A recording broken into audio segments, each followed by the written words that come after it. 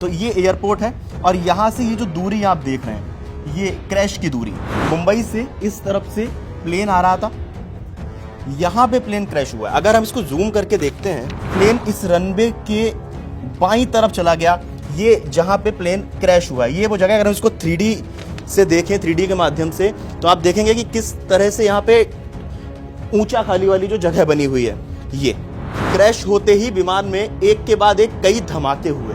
अब सवाल सबके मन में उठ रहा है कि इतने बड़े नेता, डिप्टी सीएम महाराष्ट्र के, उनका प्लेन कैसे क्रैश हो गया। नमस्कार, मेरा नाम है मृत्युंजय और आप देख रहे हैं अमर उजाला। 28 जनवरी की सुबह महाराष्ट्र के बारामती इलाके के लिए, पूरे महाराष्ट्र के लिए और पूरे देश के लिए एक बहुत ही दर्दनाक खबर लेकर आई। महाराष्ट्र के डिप्टी सीएम अजित पवार की दर्दनाक हादसे में जान चली गई। वो अपने प्राइवेट जेट से मुंबई से बारामती जा रहे थे। रनवे पर प्लेन जो है वो क्रैश हो गया। कहाँ पे प्लेन क्रैश हुआ, क्या कारण रहे, आइए समझते हैं। वो जगह कौन सी है, बारामती एयरपोर्ट कहाँ पे है, जिस जगह पे प्लेन लैंड कर रहा था, रनवे पे लैंड कर रहा था, वो रनवे से कितना दूर हटके प्लेन लैंड किया और प्लेन क्रैश हो गया, क्या कारण रहे। अभी जो शुरुआती रिपोर्ट्स में जो कहा जा रहा है उनके हिसाब से क्या कारण सामने आ रहा है, चलिए एक बार उनको समझते हैं। सबसे पहले देखते हैं कि ये बारामती एयरपोर्ट कहाँ पे है। मैप के माध्यम से समझें तो ये बारामती एयरपोर्ट है।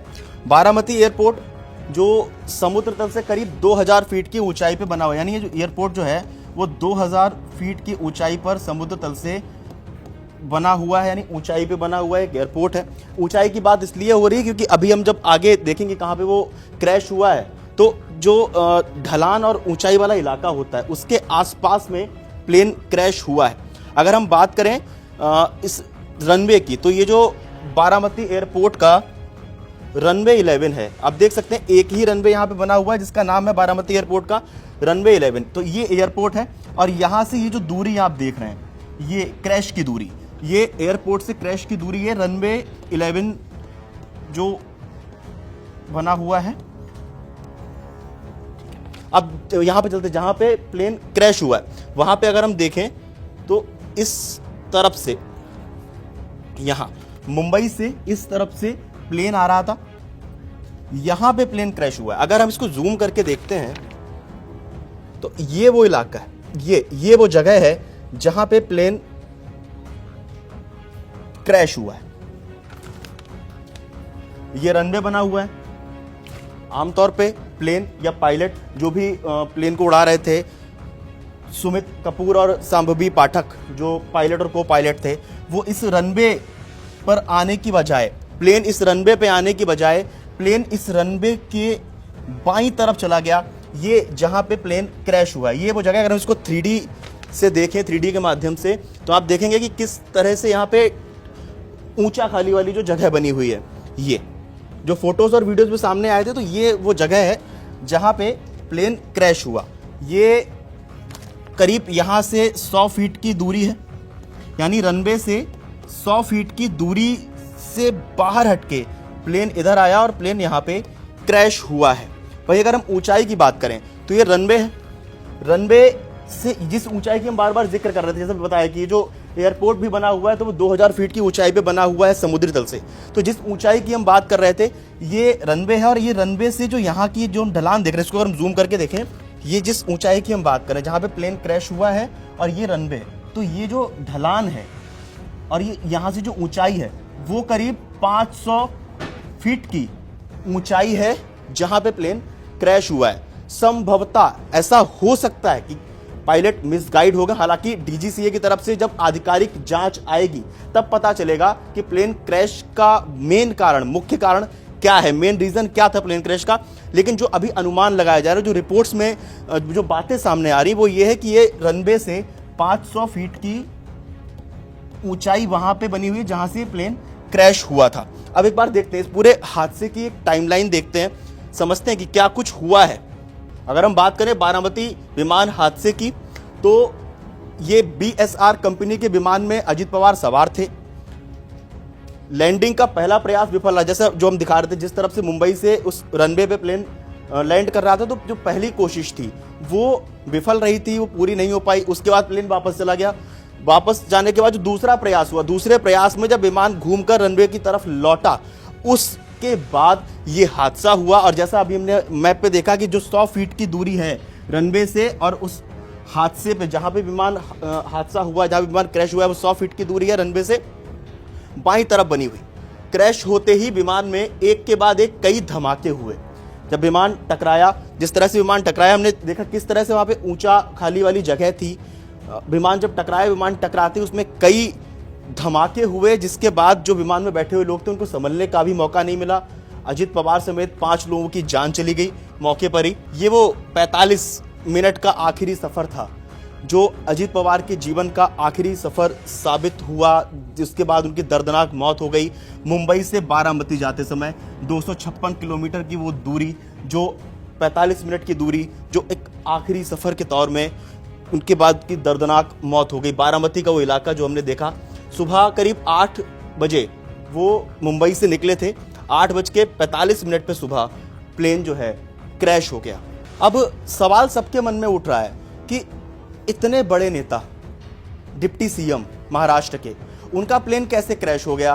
क्या खामी रही होगी? क्या कोई टेक्निकल इशू आया होगा? क्या पहले से जांच नहीं की गई? कई सारे सवाल उठ रहे हैं। उन सारे सवालों के जवाब डीजीसीए की रिपोर्ट में हमें मिलेंगे आधिकारिक रूप से। लेकिन अभी जो कुछ कारण होते हैं, जिन कारणों से विमान क्रैश होता है, प्लेन क्रैश होते हैं, वो कारण क्या होते हैं, चलिए एक बार उन्हें समझते हैं। ज्यादातर देखा जाता है कि टेक ऑफ और लैंडिंग बहुत अहम होती है। जैसा हमने इस हादसे में भी देखा, लैंडिंग के समय प्लेन जो है वो डिसबैलेंस हुआ, क्या हुआ, क्रैश हो गया और 5 लोगों की जान चली गई। खराब मौसम या हादसों का भी एक बड़ा कारण होता है प्लेन क्रैश होने में। लेकिन सबसे जो अहम बात है वो ये है कि 90% हादसे, 90% प्लेन क्रैश टेक्निकल इशू की वजह से होते हैं। तकनीकी कारणों की वजह से 90% प्लेन क्रैश होते हैं। टेक ऑफ के दौरान इंजन पर दबाव होता है, ईंधन बहुत ज्यादा ज्वलनशील होता है, जैसा हमने इसमें भी देखा। जब विमान आके टकराया रनवे से बाहर जाके, तो वहां पे तुरंत एकदम विमान में विस्फोट हो गया। पायलट की छोटी सी भी भूल जानलेवा होती है, क्योंकि हवा में विमान होता है और उसमें अगर पायलट की छोटी सी भी गलती हो जाती है तो वो बहुत जानलेवा साबित होती है। अगर हम बात करें किस विमान में अजित पवार सवार थे, तो ये एक मॉडल है उस विमान का।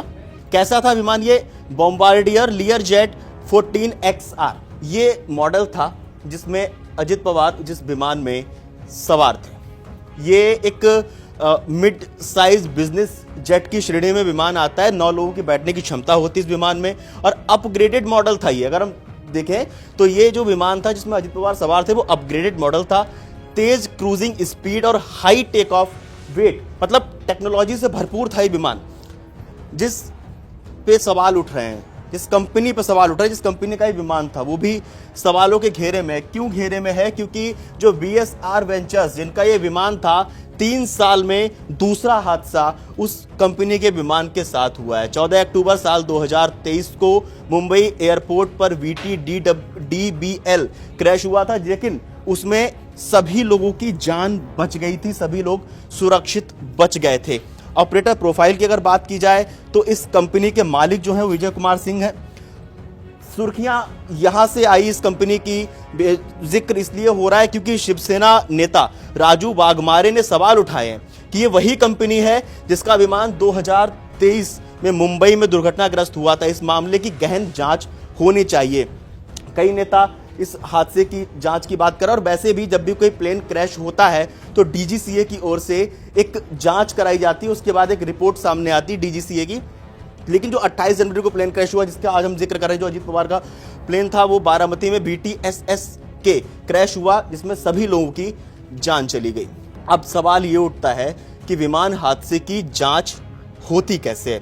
शायद आप भी यही सोच रहे होंगे, जान चली गई 5 लोगों की, कई हादसे हमने देखे हैं, कई प्लेन क्रैश देखे हैं, लेकिन प्लेन क्रैश की जांच कैसे होती है? AAIB टीम होती है जो दिल्ली से एयरक्राफ्ट एक्सीडेंट इन्वेस्टिगेशन ब्यूरो यानी AAIB की एक टीम रवाना हुई है इसकी जांच के लिए, सैंपल इकट्ठे करने के लिए उस घटना स्थल से।